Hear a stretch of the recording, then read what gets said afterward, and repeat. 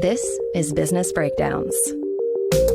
Business Breakdowns is a series of conversations with investors and operators diving deep into a single business. For each business, we explore its history, its business model, its competitive advantages, and what makes it tick. We believe every business has lessons and secrets that investors and operators can learn from, and we are here to bring them to you. To find more episodes of Breakdowns, check out joincolossus.com. All opinions expressed by hosts and podcast guests are solely their own opinions. Hosts, podcast guests, their employers, or affiliates may maintain positions in the securities discussed in this podcast. This podcast is for informational purposes only and should not be relied upon as a basis for investment decisions. This is Matt Reustle, and today's breakdown caters to both public and private investors alike. My guest is Aaron Cohen, head of the Financial Services and Technology Group at GTCR, and our topic is insurance brokers. Now, I was initially intrigued by Aaron and GTCR after seeing their announced $13 billion sale of Assured Partners to Arthur J.Gallagher, an incredible success story in the insurance brokerage space that we covered in a previous breakdown. But what I failed to appreciate, and you will hear Aaron correct me in the episode, is that not only did GTCR own Assured through two separate periods, they actually built the business with CEO Jim Henderson from the ground up. So we get into GTCR's approach to scaling businesses. We use the lens of insurance brokerage, but we get into the nuances of their leadership strategy and why this space is so attractive to the PE market. The last thing I need to highlight, if you listen to these episodes, you know my frustration with not acknowledging risks to a business thesis. But the way that Aaron addressed this was a great example of conviction to me, not intellectual dishonesty. And that really stood out. So I needed to mention that.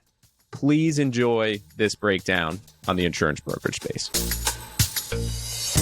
All right, Aaron, I'm excited to have you here, and I think we'll spend the majority of our conversation on insurance brokerage. It's a fascinating subsector that's proven valuable to the public market investors, private market investors like yourself. But I thought a good place to start would be table setting with your industry coverage, what encompasses what you're looking at, because I know it goes broader than just insurance brokerage, and maybe you can just start there and we can take the conversation down a few notches as we go on. Of course, Matt. So just to level set who I am and what we do, I'm Aaron Cohen. I'm a managing director at GTCR. GTCR is a Chicago-based private equity firm. What we do is we invest behind a strategy that we've created called the Leader Strategy, backing world-class CEOs to build and transform companies in industries we know very well. So private equity has a lot of things in common, but the one thing that differentiates us is the intersection of our leader strategy as well as domain expertise. And maybe that'll help get into a little bit about what I do. I lead our financial services and financial technologies investing industry group. And that actually is a good example. So for instance, that's a sector. Financial services and technology, that's a sector. It's so large. And within that sector, we probably invest in 9 or 10 different industries within the financial services industry, with insurance being one of them. Even though I oversee that industry, I specifically spend all of my time investing in two primary industries, and of course, insurance being one of them. And in insurance, that's everything. It's insurance brokerage, it's the carrier side of the business, it's insurance premium finance, it's data and analytics, software, claims management. We love the insurance ecosystem that we look forward to digging into and discussing. But GTCR as a whole invests across 4 different industries. We've been investing in that space behind that same strategy for over 45 years. And on the leader strategy, no one would argue the importance of management teams. At the same time, it's thrown around a lot and carelessly sometimes. So can you just spell out a bit more about what that means for GTCR, what great looks like, anything that you can get into in terms of what it means to separate great leaders? Absolutely. For us, we think the CEO is the most important decision we make when we underwrite an investment. So what does that mean? Everybody in our industry chases deals. does proactive work in industries to find opportunities. But for us, the deal is secondary. Everyone's looking for the next deal. We believe there's plenty of companies out there that with the great leadership that we could improve, transform, and create a market leader. But for us, the scarce resource is a CEO. There's very few CEOs that can do what we want to partner with them to do. We're spending all of our time in our investment committee with our deal teams talking about our pipeline of CEOs that we're building relationships with, we're nourishing, and we're hopefully eventually going to be able to partner with to bring in to an investment that we make to help us grow that business. Then your question, what does great look like? So even though we invest across 4 broad industries, we invest in business and consumer services, healthcare, technology and internet infrastructure, and my group, financial services and technology. Actually, our CEOs have a lot of similar characteristics. One, and most importantly, they're proven moneymakers. How do you define a moneymaker? It's someone who has created equity value in the past for their shareholders. It could be for public shareholders, private equity, family-owned businesses, but it's great leaders who've created value, because a lot of times you'll see a wonderful CEO on paper and they grew a business 100% over 5 years. But if their stock price didn't move, that's not what we're looking for. We need people who create value because that's what we're paid to do from our investors. So that's the most important one. Then there's other critical components that you just have pattern recognition when you meet a lot of CEOs over your career. And the other one is people. And what do I mean by people, Matt? It's CEOs always have great executives that will follow them from job to job, company to company, through thick and thin. They will work and make things happen. And that is one of the hallmarks of a great leader, is when we hire a CEO and he or she says, I have a great CFO, I know who's perfect for operations, and I have a fantastic CFO. And I'm curious because it's such a fascinating concept, and I generally align with your views about the importance and it being paramount for these businesses. When you consider the different size and scales of businesses, do great leaders transcend across those various milestones, size points? Can you talk a bit more about that, looking at maybe a smaller business versus some of the bigger scale businesses that you've certainly stepped into in recent years?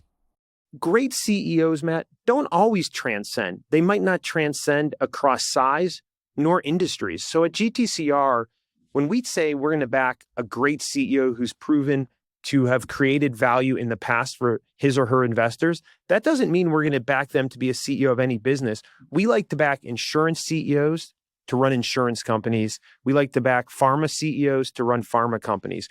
I would not even back an insurance brokerage CEO to go run an insurance data and analytics business. We want to back CEOs in industries they've built and created value in the past, and then it allows them to avoid the simple mistakes that first-time CEOs make, or it avoids them to have to take tremendous amount of time to learn a new industry. So we back CEOs in industries that they've created value in the past.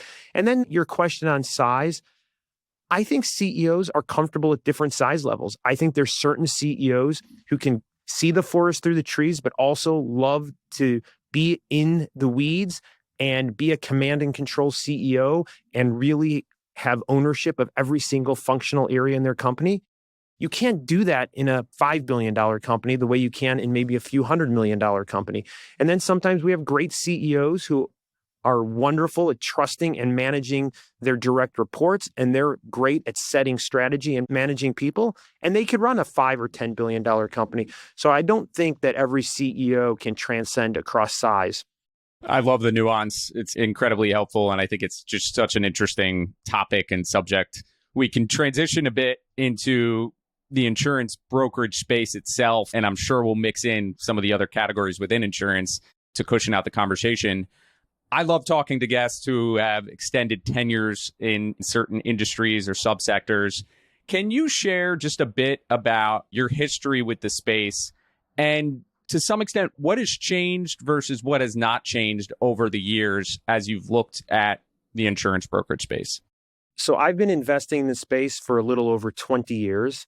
It's an interesting question, what has changed and what has not changed. I'd say the core fundamentals of the industries have not changed. What is that?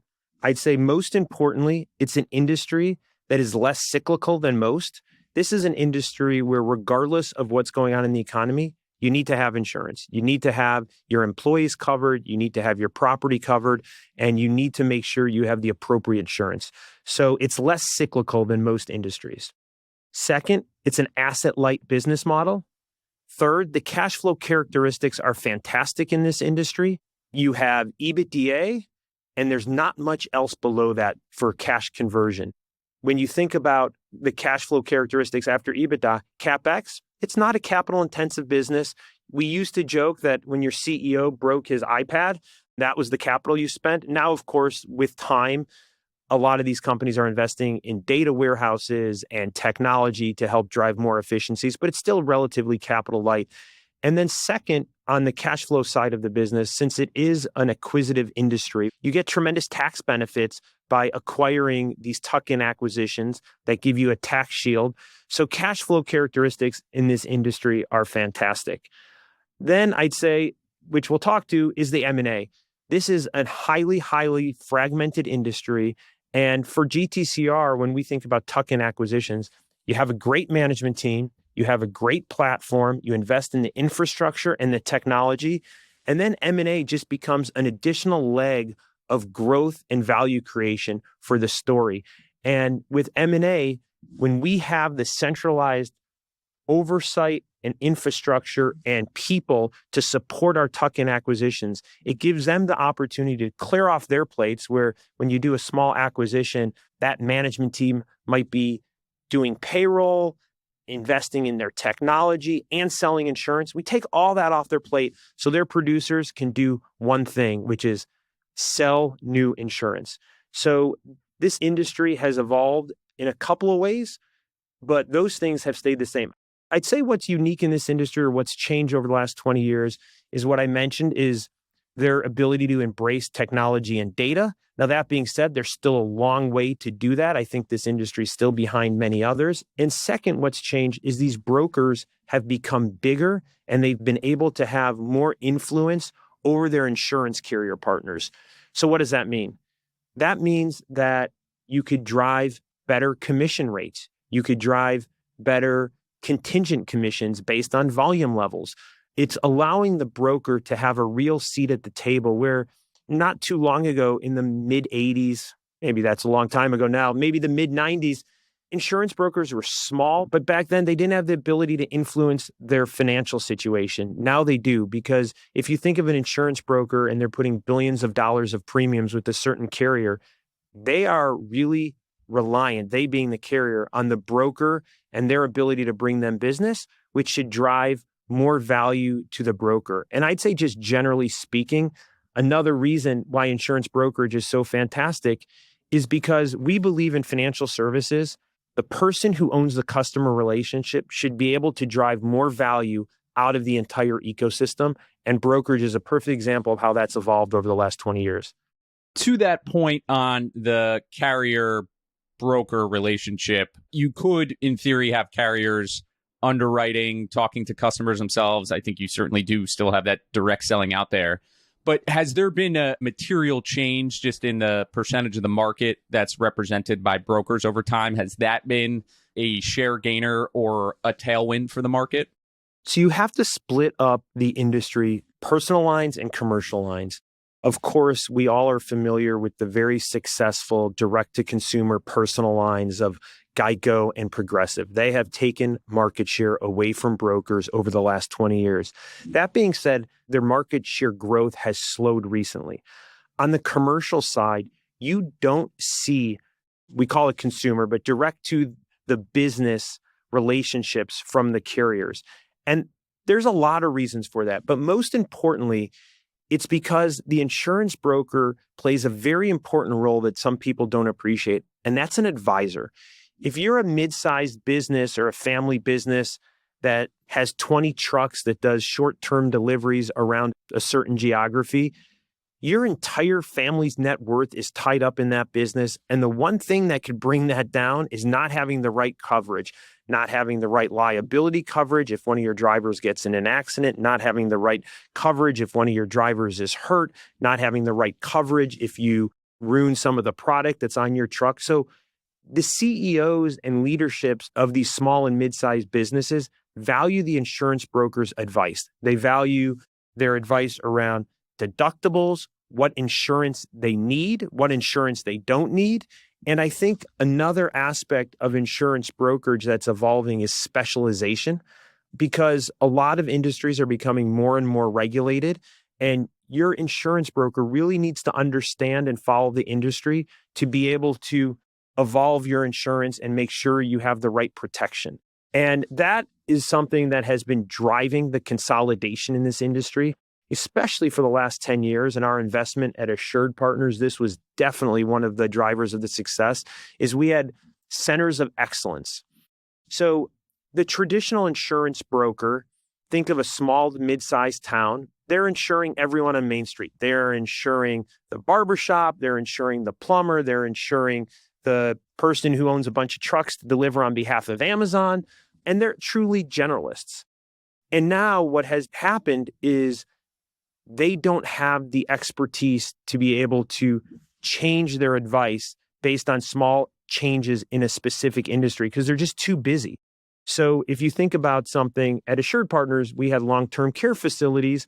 That industry is driven by Medicare and the payers. And as you know how complex the health insurance industry and just health in general is in our country, you need someone who really understands the industry, understands if you're taking on Medicare patients, are there certain types of insurance that the government mandates you to have? And therefore, the specialization in this industry is what's driving the acquisition flow as well. And when you look at that, you see a tremendous opportunity because what happens is retention goes up with your customers. And retention has always been fantastic in this industry, but the generalists have high 80s, low 90% retention. The specialists, they're in the mid to high 90s because they understand your business. And when you think about that specialization and how it would translate to the bigger businesses, maybe the acquirers of businesses, in your mind, is the ideal insurance brokerage one with several segments, each with their specialists in those categories? Or is it pure play where it's a business and while it might have scale, it's specialized in one specific line or insurance type? You know, Matt, what's funny is I joke internally at GTCR, I love insurance brokerage because of one word, diversification. And I mean that across every aspect of this business.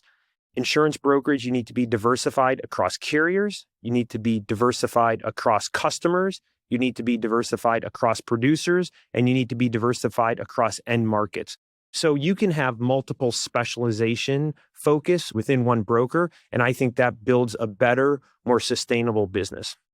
When you are stepping into an insurance brokerage business and you're thinking about laying out the plan of attack, can you talk a little bit about if there is a playbook or if there is a strategy, ranking what you're typically looking to do alongside that leader that you're either putting in place or that is already there? So I'm going to go back to the last question, which is use the word diversification. We don't want to invest in an insurance broker that is highly dependent on one carrier or one broker. You'll see that a lot, especially in the small acquisitions we've done in the past, where 2 or 3 brokers basically are the entire business. They own all the customer relationships.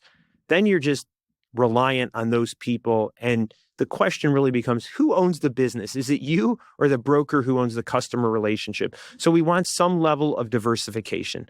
Number 2, I'd say we're looking for some basic centralized infrastructure.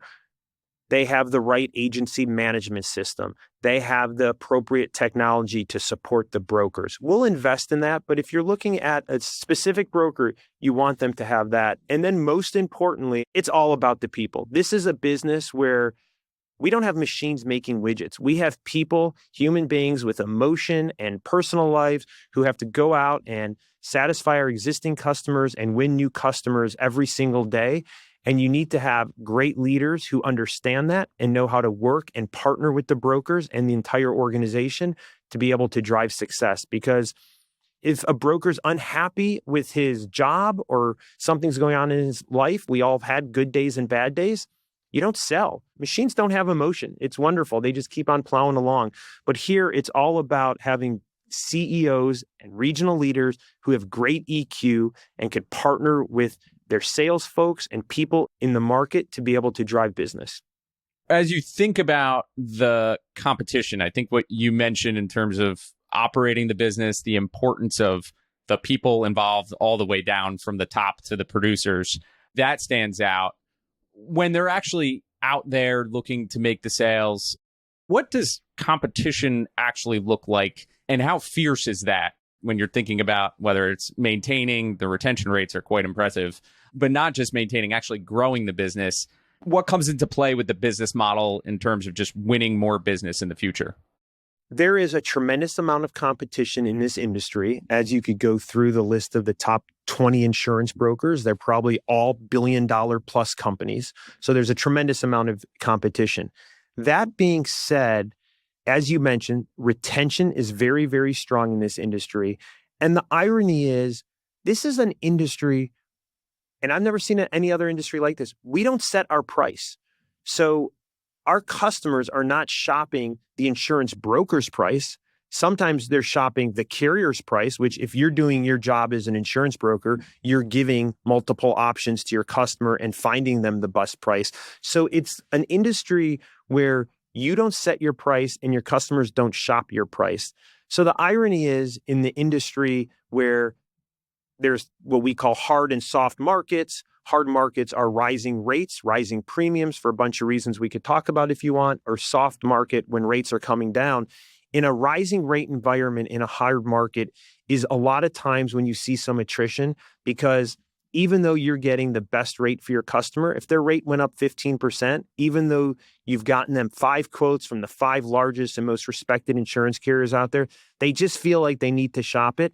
And that's when you see some attrition, even though it's outside the control of the broker. And a lot of times they're not going to get a better price from someone else, but sometimes you just feel like they want to see that change. So it's something very unique in this industry that you don't see in many others.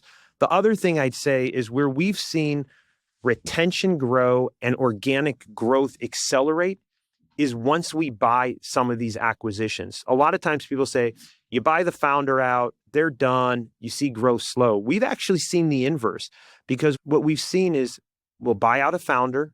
A lot of times that founder will roll a significant amount of their proceeds into our business. Assured Partners is the most recent one. And then they're freed up to be able to go out and grow their business and not have the handcuffs of dealing with all the corporate stuff. But then most importantly, they get access to our center of excellence. So you buy a broker in Green Bay who's focused on farming and commercial transportation, and all of a sudden they're going to get a nationwide network of experts to be able to help educate their clients and get them even better coverage. So it's a really interesting industry in that way. Absolutely. And to ask a similar question, but slightly differently, when you're thinking about the investment opportunity, is market share growth or the capturing of additional market share through organic expansion and capturing of that share core to the thesis, or could you underwrite some of these just based on maintaining market share within a growing pie going forward? If you could separate those two, I'm just trying to capture the understanding of how important that is to capture more and more of the industry organically versus doing it through M&A or just capturing the tailwind in the market. Most importantly, if you want to grow your pie and increase your market share, that will drive premium valuations on the exit. This industry, as we've discussed, and as you read research on the large public companies, everyone focuses on 2 growth stats: total growth, which includes M&A, and organic growth. And organic growth is what drives those wonderful valuations. So for us, when you find the great CEO who can absolutely drive organic growth but understand and execute M&A, that's a win-win. That being said, to your question, you have seen insurance brokers be very successful by growing with inflation, for lack of a better term, and driving a lot of value creation through M&A. The best success stories do them both. Yep. Constellation Software, completely different industry, but not much focus on organic growth historically there. And they've done quite all right just riding the tailwinds. Well, it's interesting, Matt, on that topic, there are players in this industry that don't push organic growth. And the flip side is they have higher margins because they're not investing in producers, they're not investing in go-to-market. So this industry, while it's a wonderful, wonderful industry, competitors look very similar until you really dig deep. And you can look at a competitor and look at their EBITDA margins and pretty much guess what their organic growth is. Yeah. Makes those ROICs look better Yes. with those margins, at least in the short term. Mm-hmm. On the scale point, I think it comes with a lot of things. I think earlier on you mentioned it should be able to get you better, whether it's pricing or there should be some economies of scale with the carriers. Does that tend to show up in terms of the offering that they can provide to customers? And how meaningful is that in terms of driving a difference that shows up in results? It all depends on size. And I've looked at insurance brokers with a few $100,000 of EBITDA, not even revenue. And I've looked at insurance brokers with hundreds of millions of dollars of EBITDA. I would say what's important on the scale side is those small brokers, they don't have access to all the markets, another term for the carriers, that a large broker would have. Because if they don't have a lot of volume, a lot of the carriers don't even want to talk to them. They don't want to spend time quoting their business. So I think as you grow, it brings you more optionality and access to more markets and hopefully better terms and better pricing for your customer. So I think that's where size does matter.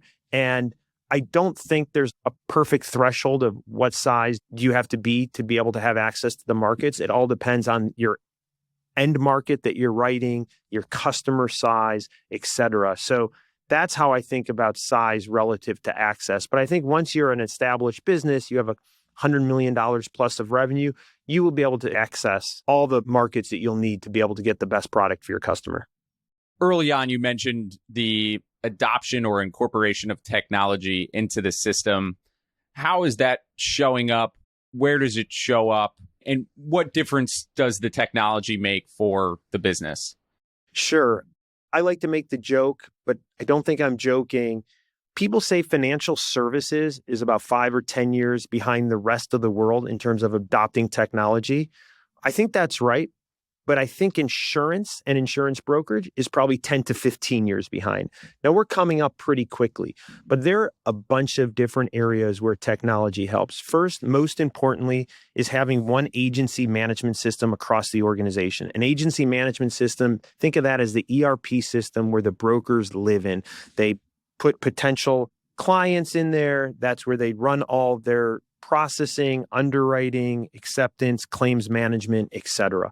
In order to have one agency management system across your organization allows you to see your organization fully, understand what type of policies you're writing, what type of risks you're putting with what carriers, and you can have the data at your hands to be able to drive better negotiations with the carriers.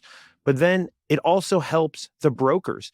There are a tremendous amount of filings because this industry is regulated state by state. So the brokers need to have the technology to be able to quickly fill out forms and be able to submit them to the appropriate entities or the carriers to be able to do their jobs efficiently and sell more business. There's a lot of brokers out there, they're still using pen and paper. And then if you overlay the technology with AI, it should be able to allow brokers to have much, much more free time to be able to go out and sell new business, which is the goal. So I think this industry is on a journey. I like sports. If we're baseball, we're probably only in the third inning in terms of the ability to really use technology and data to be more efficient, leaner, and drive better growth.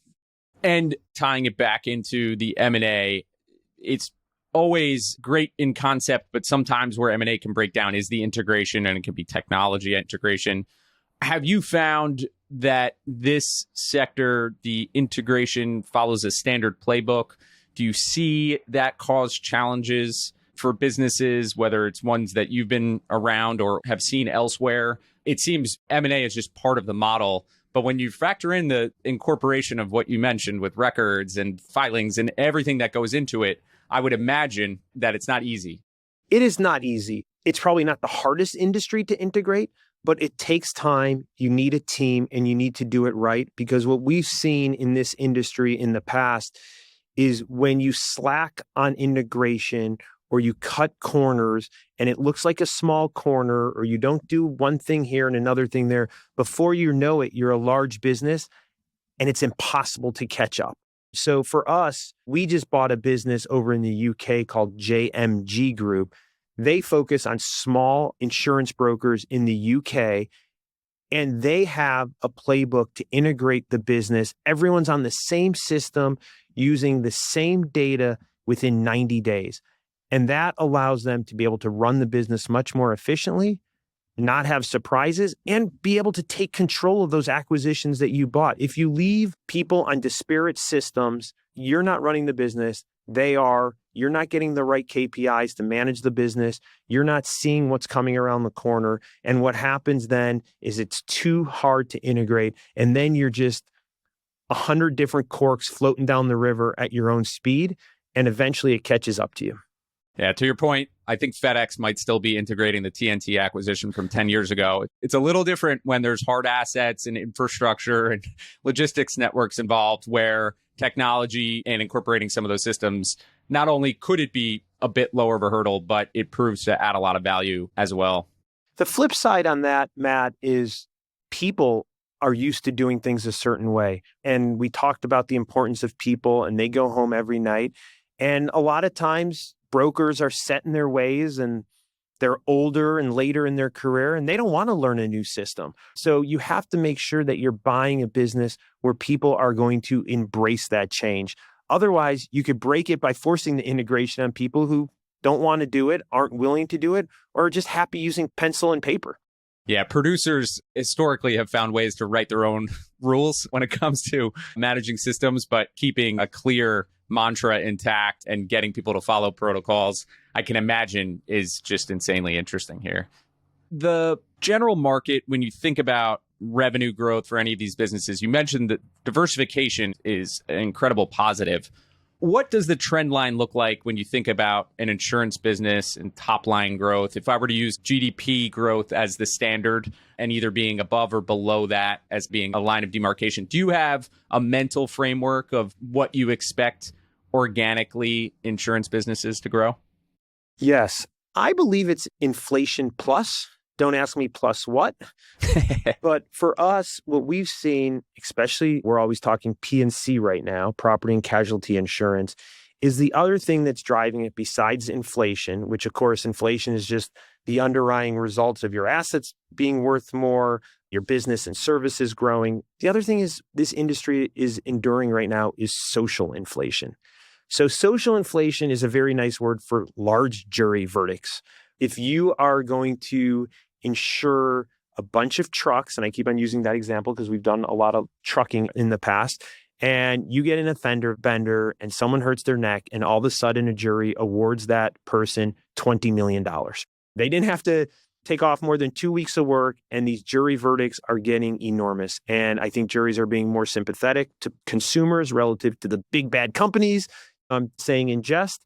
And so you have social inflation that's really impacting it. The other thing that's growing premiums, which isn't great, is new risks. So there's cyber risk. So how do you price that? That's a whole new industry that's being brought into the insurance sector. Then if you're underwriting schools, crime in schools, if you're underwriting an office building, we see these horrible, horrible tragedies that went on in Manhattan yesterday that are unspeakable. But then from a business perspective, and you're insuring those people in that risk, price is going to go up because these things are happening. So those are the things, unfortunately, that are driving this industry to grow at a bit faster than inflation.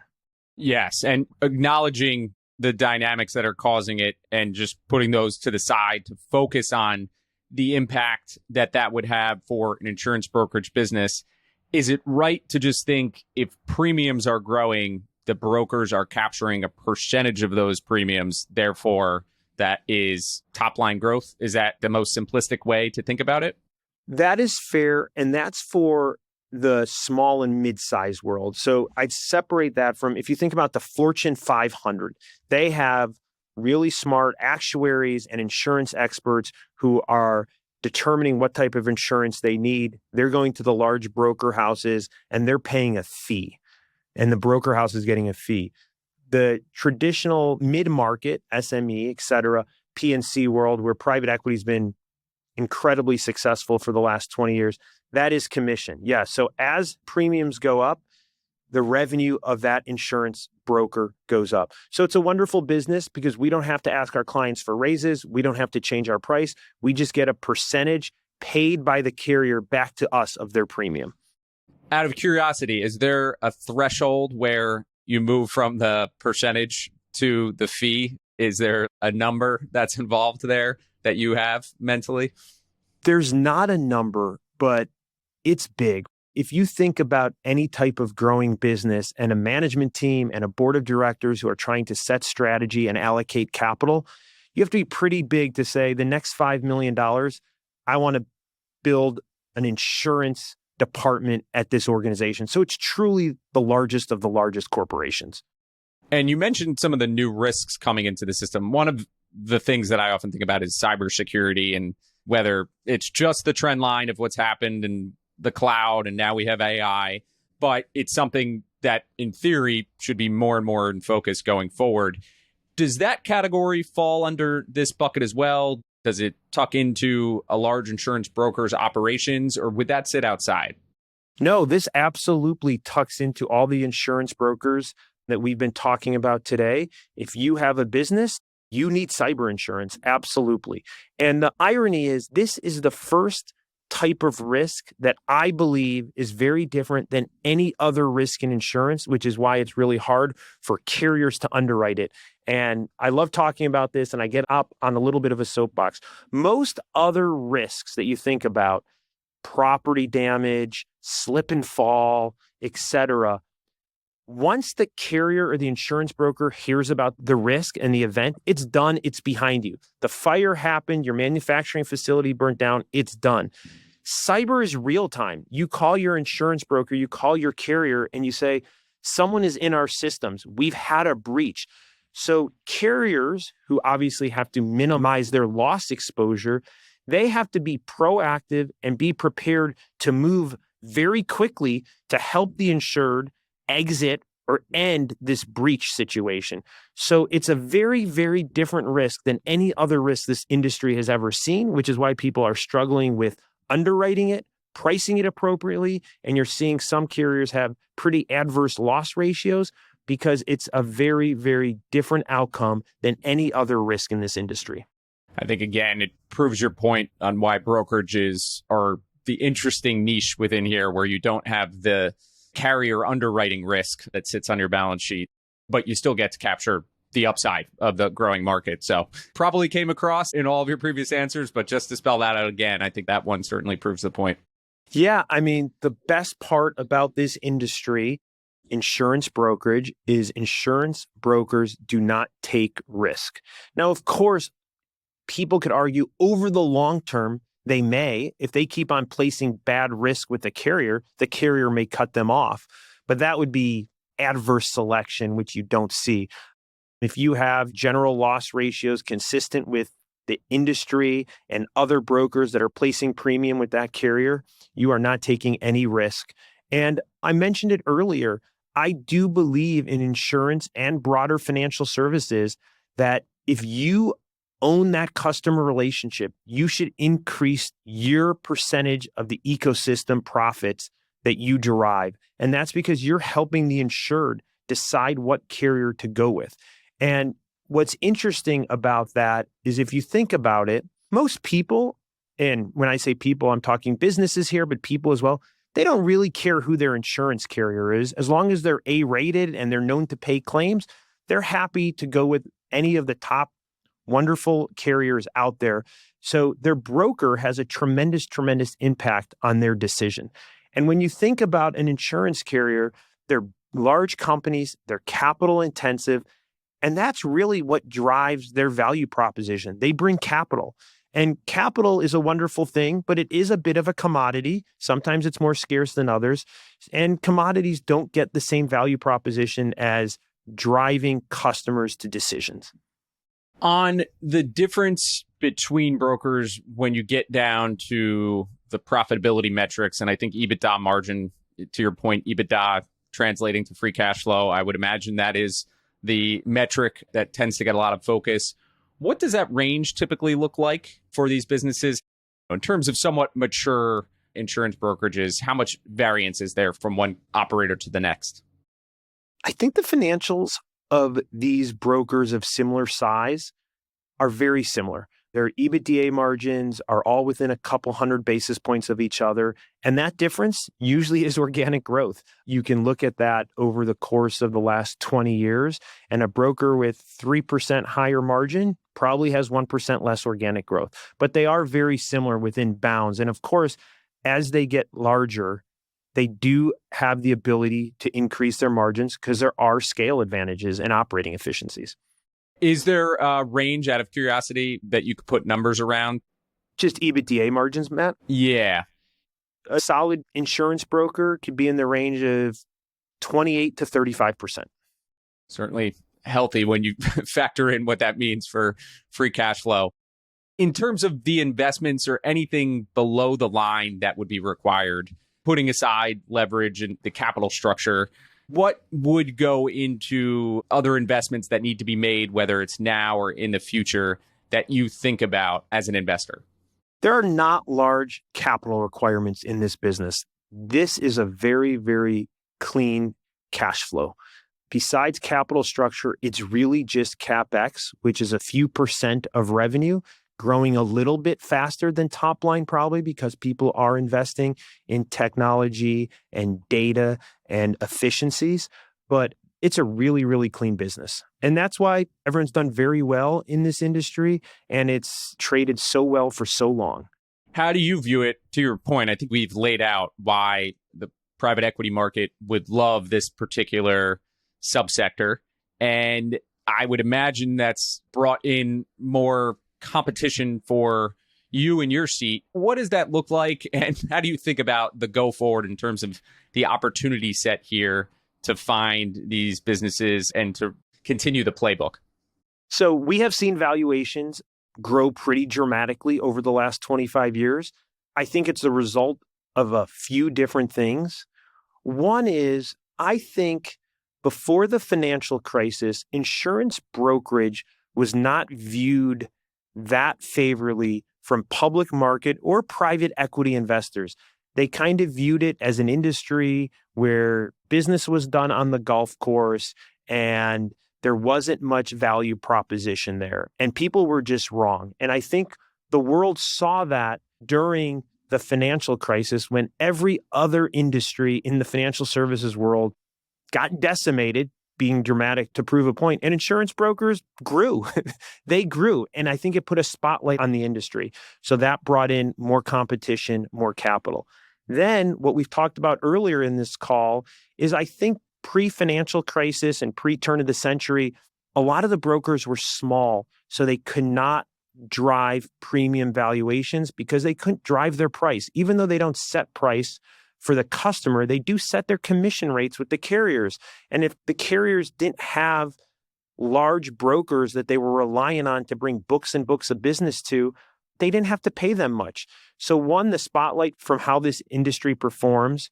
And number two, as they got bigger, they were able to increase their commission rates, either through variable or fixed commissions, saw that this is an industry worth investing in. The private equity industry entered this industry. Then we went on a run of 20 years of low interest rates, which obviously helps when you're doing M&A, if you could borrow very cheaply to buy these wonderful assets. So we've seen valuations not quite, but maybe doubled in the last 25 years. I'd say pre-financial crisis, this industry traded 8.5 times. And now great brokers and the public brokers trade at 17, 18, 19 times. And I think it's driven a lot by the cash flow characteristics of this business. Everyone understands the recurring revenue nature of this business and the M&A opportunity. There's very few industries that have such a plethora of M&A opportunities. And what's amazing is this industry is still fragmented, and there's still thousands and thousands of brokers for people to buy and get those synergies and get that operating leverage. And the funny thing now is you're seeing old brokers who have sold run out their non-competes and start new businesses. So this industry still has a long way to go to get truly consolidated like we've seen in other industries. And there's still tremendous opportunity for value creation for investors. This somewhat overlaps with that question and answer, but you have a very interesting example with Assured Partners, a business that you invested in, exited, and then got back involved and have since made announcements. Can you talk a little bit about that, particularly the initial exit and then investing back into the business again, and how that comes around and whether that is symbolic of the way that things can continue to operate in the future? Of course, but I'm going to correct your semantics, Matt, on one point. We didn't invest in Assured. We started Assured Partners. We formed that company. Okay, yes. So I'll go back to our leader strategy, which is we look to meet great CEOs, build relationships, and find assets to buy or build with them. Jim Henderson is the quintessential example of a leader strategy CEO. We built a relationship with Jim because he was on the board of another insurance business we were invested in, a carrier called Ironshore. So Jim is a legend in this industry. I've never met a CEO more well-liked, because when you're a hard-nosed CEO, you always cross some people, not on purpose. Jim is the ultimate gentleman, and he's been incredibly successful. He had a reputation that preceded him. When he joined the board of Ironshore, my partner and I would change seats at dinner to be able to sit next to Jim. And we built a relationship with Jim over time. And after a couple of years, he was looking to do something different. And he called us down to Orlando, where he lives. And we literally built the Assured Partners idea truly on the back of a napkin in his backyard. I mean, it's straight out of a movie. So Jim and we formed Assured Partners. GTCR committed several $100 million to Jim to build this company. Obviously, Jim was in the space for 30 years prior, so he knew the entire industry, both people and target acquisitions. And our goal was to build an insurance broker with him. And he wanted to learn from what he did in his career and build a better broker, all about clients and brokers. And that was our goal. And someone like Jim, everyone was dying to work for him. So before we even owned an asset, we had about 6 people on the payroll that we were funding with equity, a president, a head of M&A, a CFO, because everyone wanted to work for Jim. So we were just burning cash until we found a platform. Now, we're not a venture capital firm, so we didn't say, go hire producers and start writing your first piece of business. We were looking for a platform. And our first platform was a company called Nice Lukens in Cincinnati, Ohio. And it was a small business, but it was big enough that had some basic infrastructure and the ability for Jim to professionalize the business. And we went off. So that is the quintessential GTCR story. Find a great CEO and a management team, find a business, bring that team in to run the business. So at the time, Nice Lukens was a very small business, but the management team we brought in, they were used to running billion-dollar businesses. And then on top of that, people wanted to sell. People wanted to work for Jim. I wouldn't say we were getting a discount, but we were winning ties because people wanted to be part of what Jim was creating.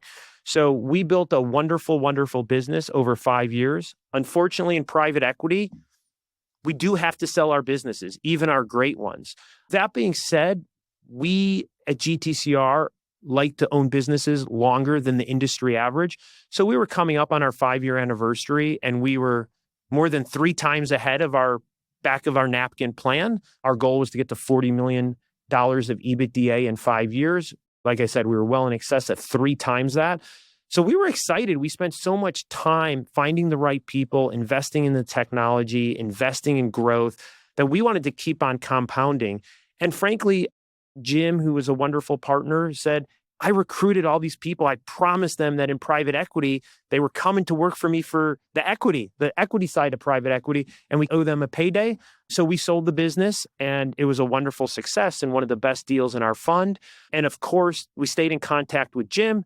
Jim is a personal friend at this point, and we were staying in touch. And I remember I was walking through Disney World. My kids were young then, and Jim called me up and said, let's do it again. And I said, Jim, do what? And he said his current sponsors wanted to sell and we should work together again. At GTCR, that's the best phone call you can ever get, which is when a CEO wants to work with you again. And if you think about private equity and getting to little geeky finance, risk and reward are correlated. Our biggest risk, especially as you hear us talk about the leader strategy, our biggest risk is finding a CEO where you think you're well aligned, putting them in a business and you're not well aligned and you have to change management and all the leakage that comes with that. That doesn't happen often, but that is a risk. And here, we've worked together. We've seen eye to eye. We understood the strategy we wanted to continue to execute. So all of a sudden, we had asymmetric upside because we had the same reward potential with a significant risk chopped off our other side. So we were very excited. We partnered with Jim and the management team to rebuy the business almost 6 years ago. And now we built it to over $1 billion of EBITDA into a wonderful, diversified, specialty-focused business. And it was announced last November that we're selling the company to A.J. Gallagher, just one of the absolute role models in the middle market insurance brokerage space and a family we have tremendous, tremendous respect for. That's an incredible story that really encapsulates all of the higher level investment frameworks along with the nuance of the industry. I love hearing that and spelling out the details. On the point of the exits, which you need to think about, the scale becomes bigger, and there's certainly in private markets various chapters where I think I know some smaller market PE folks that look and try to build businesses that they can sell to middle market. And once you get up to the size and scale that you operate in, it becomes a bigger challenge or there's less natural buyers. So how do you view the opportunity set for when you're exiting, whether it's finding strategic public companies that could potentially be buyers, IPOing? I'm just curious how you think through those opportunities and evaluate them. So, Matt, I think you're talking about exits for much larger platforms, hundreds of millions, even billions of dollars of EBITDA. And I do think there are exits for those larger businesses. Now, I do appreciate you recognizing we're doing bigger deals, but at GTCR, we still love doing what we've always done, which is small buy and builds, consolidations in industries.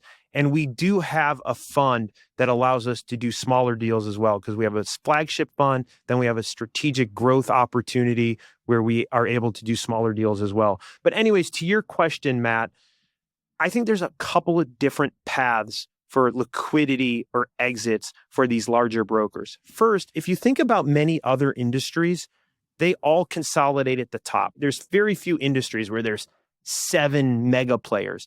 And this is an industry where there's probably 5 to 6 players with $1 billion of plus of EBITDA, and there's probably another 10 players with $500 million plus of EBITDA. So I would expect the big players to consolidate and still get all those synergies of what you'd normally see in larger transactions of that size. Second, I do believe there are large strategics that still love the middle market and would be willing to do larger transactions. That being said, there's not that many, and there's not enough large public strategics to buy the next 15 largest private companies. So last, you are talking about potential IPOs. This industry, as we've talked about, has performed incredibly well for public investors, and you should expect to see a handful of private equity-backed insurance brokers go public over the next couple of years. We've talked a lot about what makes this a very special industry. When you think about the risks, what stands out the most to you just as a risk that could be on the horizon or you look for in the operational results? What tends to stand out the most for you? I hate when people talk about investments and don't identify risks or ways to lose money, because you could do that in any industry.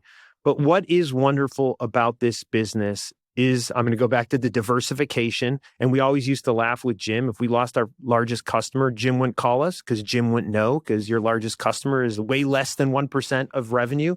So there's not a risk out there. Like, I don't look at AI and say that could take down this industry. Can it make it more efficient for the carriers? Can it make it more efficient for the brokers? Yes. Insurance is one of the oldest industries in the world. And on the insurance brokerage side, I don't see something that would fundamentally change the industry. You can have years of slower growth. We didn't talk about the insurance cycle, which is hard and soft markets based on capital availability and carriers' profitability. So you could have several years of a soft market where premiums are coming down and therefore your commissions are coming down. That would slow your growth and impact your cash flow generation. Now, you would hope in that environment, which we've seen before, tuck-in acquisitions probably get a little bit cheaper. So you could have, and there has been years of soft markets where the results aren't as strong as you'd like to see, but there is not an esoteric risk that is going to bring down this industry, or I am worried about that will fundamentally change the structure of the industry. Just on the soft markets, is that typically tied to macro cycles? Is there something else that drives when you do have a slowdown? So it's funny because we've done a tremendous amount of work, and sometimes soft markets have correlated with soft economic times, but it's not always the case. They're not perfectly correlated. What really drives them is insurance carriers' profitability. And the one most important thing to identify a potential hard or soft market is forget about carriers' revenue, their profitability, their net income, cash flow. When carriers have positive cash flow, they're happy, they're generating returns. It's when they dip into negative cash flow area that you'll see the market hardening because they got to push rate to drive returns. So cash flow is the number one predictor of a potential hard or soft market. And the insurance industry's profitability, yes, it's underpinned by the overall economy, but you could have two horrible storms. You could have an earthquake in California and a hurricane in Florida in the worst economy in the world. And all of a sudden, prices are going up and the insurance brokers are going to make more money because they get a percent of that premium. So there are risks that are independent from the broader global macro economy that would drive a hard and soft market. Very interesting. The last thing that I wanted to touch on, you brought it up earlier, was it's a highly regulated industry. It seems like the impact for the brokers is mostly on the filing and whatnot. But in terms of regulation as either a risk or a potential catalyst and tailwind, are there any things out there that would directly impact the brokers from a regulatory standpoint that you're watching closely, or there's a milestone that's upcoming that you would be looking out for?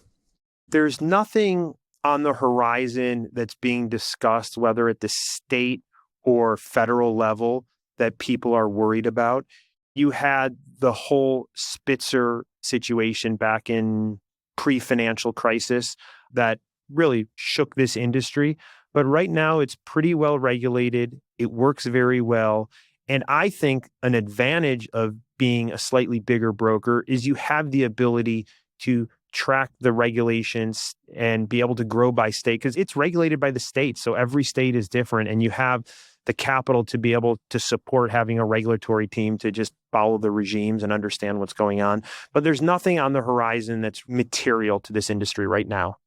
Well, Aaron, this has been a pleasure. Thank you for sharing all the knowledge, the history, and some fun stories along the way. I appreciate you joining us. Matt, thank you for having me. It was a lot of fun. To find more episodes of breakdowns ranging from Costco to Visa to Moderna, or to sign up for our weekly summary, check out joincolossus.com.